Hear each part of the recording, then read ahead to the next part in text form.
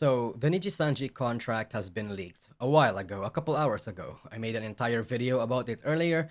It was a contract that's not so great. In fact, it might set a very bad look, not just on Nijisanji, but in VTubing in general. Because a few people have been aware now, but this VTubing industry, it's a place where it's kinda more predatory than most spaces. It was a leak that many people speculated many things about, and that it came from different sorts of sources, whether Dokibird, Nuxtaku, False, whatever. Any well-informed VTuber that wants to join and see this will be more easily be able to say no and be smarter about their life decisions in regards to VTubing. I have to make you guys understand this is huge. This is going to set a domino effect that might change the Western VTubing industry forever. And who is the person responsible for this shift? The person who leaked this information for the public?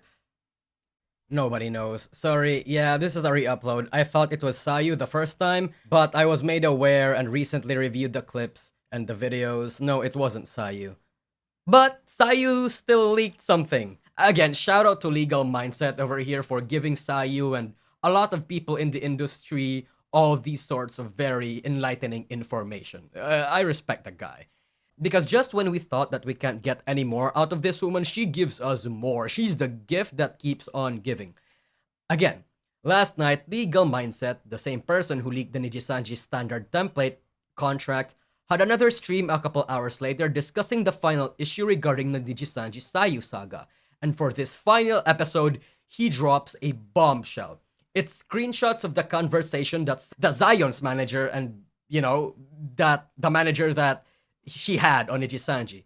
And the second contract that Niji tried to coerce Zion into signing and all that sort of stuff. We'll get into that now. So it starts with this DM asking Zion to sign the contract. At the very least, the communication and the words were used by the manager aren't as hostile or volatile as a lot of people imagined it being. And then he drops the document. And this is that document. Article 1, they agreed that the termination will happen in March 10th. Article 2 is an article that states that they will publicly announce on the website and other social media platform by Nijisanji that this agreement has been terminated in the method that Nijisanji prepared. You know what this means, chat? It means that regardless if Sayu signed the contract, they would have still posted that goddamn announcement. That terrible bulletin character assassination attempt bullshit. They would have still done that. Sayu wasn't promised a more amicable term here. Everything literally would have still remained, it seems like. Article 3 of the document mentions confidentiality. Niji and the liver shall not disclose or divulge to any third party that they entered this agreement, why they entered this agreement, the content of this agreement, and the content of the discussion itself. Brother, a complete silencing contract is what this is. Sayu wasn't lying. They would have still posted that termination notice, and Sayu would have been not allowed to say anything. Like legally. And now that Sayu basically didn't sign anything, she can post and leak this shit. I am elated. I am happy that Sayu saw this shit from a mile away, said her piece, and decided to go through the hardship that she went through. She was bullied, doxxed, went into debt. Her career died for a little while. But after all of this, she's okay now. In a much better place. Sayu truly was the first that set the demise of this goddamn company, and she just wants to move on. It's actually wild. It's still hard to process. Article 4, after the execution of this silencing contract, neither party shall slander and defame the other. What, did Nijisanji have any intentions of slandering Sayu? Because this wouldn't have happened, this document wouldn't have existed if they never had any intentions. And even again, if she signed it, they would have still posted that god-awful termination notice anyway. Niji would have still had their cake and eat it too. And by defame, Nijisanji describes it as an act where the parties agrees with or encourages words or actions that undermine the social credibility of Niji and the livers under Niji. Which is, yeah, that's what slander and defame means. Article 5, in the event that the party violates this agreement, they shall indemnify or compensate the other party for all damages, not only direct and ordinary damages, but also lost profits, loss of opportunities, and business interruptions that result from that. But because Sayu didn't sign jack shit, and because, Nijisanji actually did lose a lot of things from this, she is not bound by this contract. She is free to do whatever the fuck she wants. And this will be hard. Now, I imagine a lot of people are confused as to, like, what silencing contract did Sayu mean by this? I'm going to show you the clip right here, right now. I mean, I told the story before, but it was supposed to be a mutual leaving, but then they told me, oh yeah, if you want to leave mutually, you have to sign this contract, this other contract, saying that you won't say anything. It was really weird. I still have the contract, by the way. If like any legal people want to see that one too, I sent that to my lawyer before as well, and it was just like, yeah, pretty much this is just a silencing contract on top of like your NDA. So it's like I don't really see the point. And I was like, yeah, I don't see the point either. Because I remember telling my lawyer, I was like, hey, here, look, they sent me a second contract to send to me, or no, they sent me a second contract and gave me a time limit of less than a day to sign it. And if I didn't, then they would say, oh, you're terminated, and we're not saying it's on mutual terms. That's what they said. And I have screenshots of that too. I keep receipts of everything just because I don't like telling stories. So here's what actually happened. It was like, oh yeah, if you want us to say like we're leaving on mutual terms, you have to sign this other contract by like this time. Like it was in like 5 hours or something, and I was like, no, it was 3 hours. It was like 3 hours. Whatever. It's the screenshot. The screenshot has it. And then it was like, I read the contract and I was like, well, it's really short.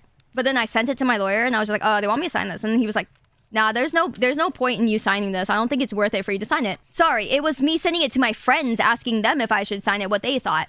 And then I sent it to my lawyer. But because what happened was there was no time. There was no time to send it to my lawyer and get them to answer before the time was up. So I was asking friends, and then I was like, can I at least have time to ask my lawyer? And they were like, nah, the time limit is here. And I was like, okay, well, shit.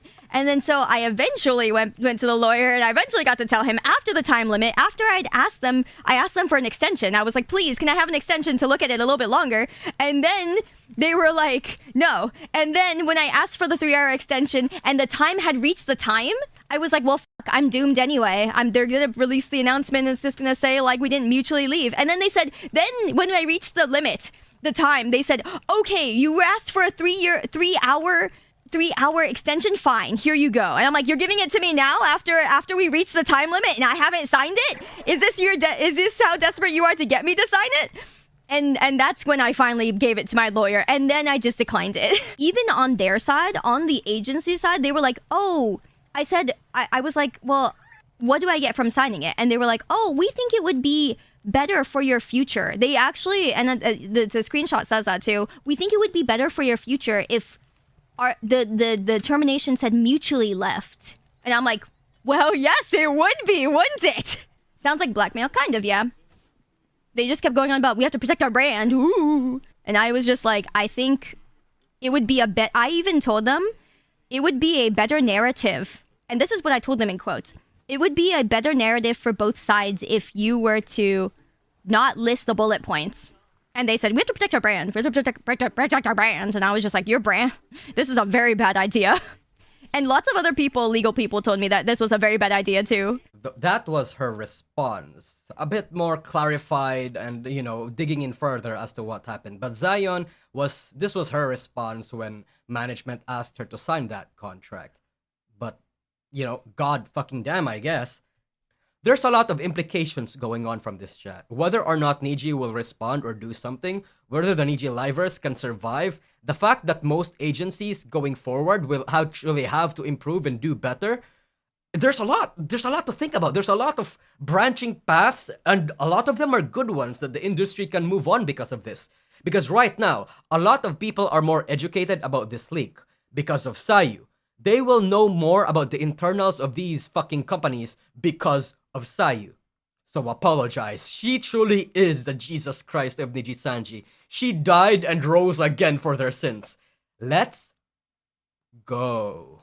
I was about to say fucking there, but Anyway, that's really all I have to say. This is a new horizon for VTubing, and again, read your contracts, people. Get a lawyer.